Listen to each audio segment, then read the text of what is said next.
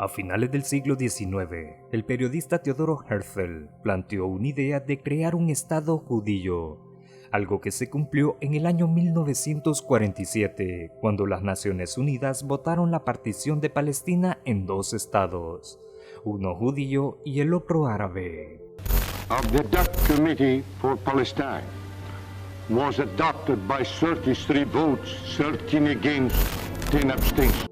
El origen denominado conflicto en Palestina-Israel tiene sus raíces históricas en lo sucedido a finales del siglo XIX en ese territorio.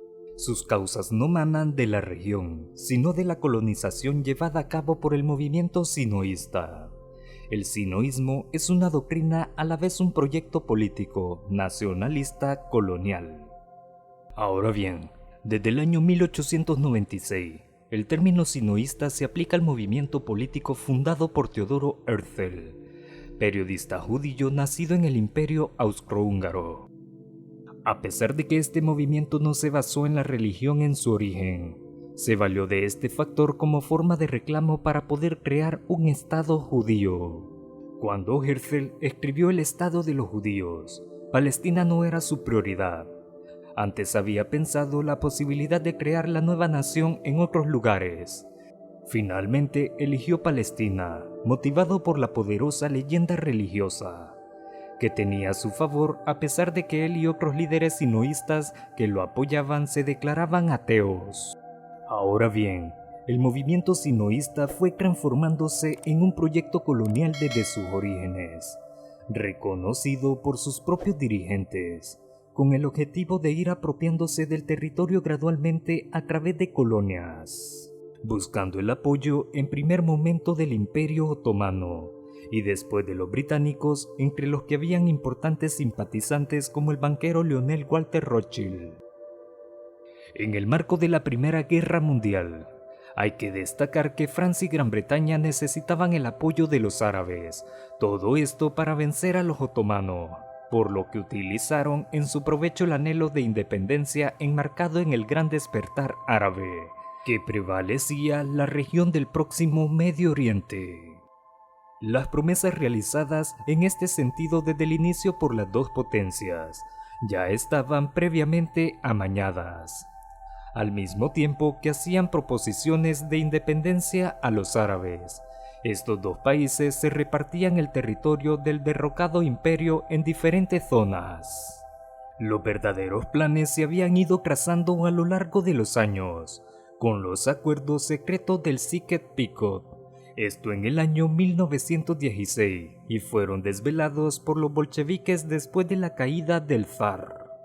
El inglés Sir Mark Sykes y el francés Georges Picot se habían dividido la región en dos zonas bajo su influencia en forma de mandatos. Como consecuencia, la Gran Siria se descompondría. Francia se quedaría con Siria y el Líbano, mientras que Gran Bretaña se quedaría con Jordania, Irak y Palestina.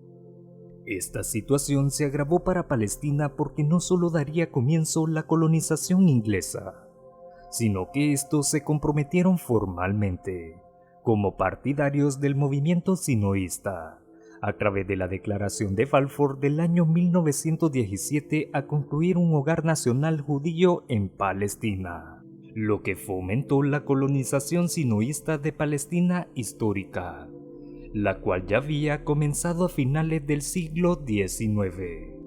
Por lo tanto, los ingleses tomaron el control de Palestina en el año 1917, aunque se oficializó en el año 1920.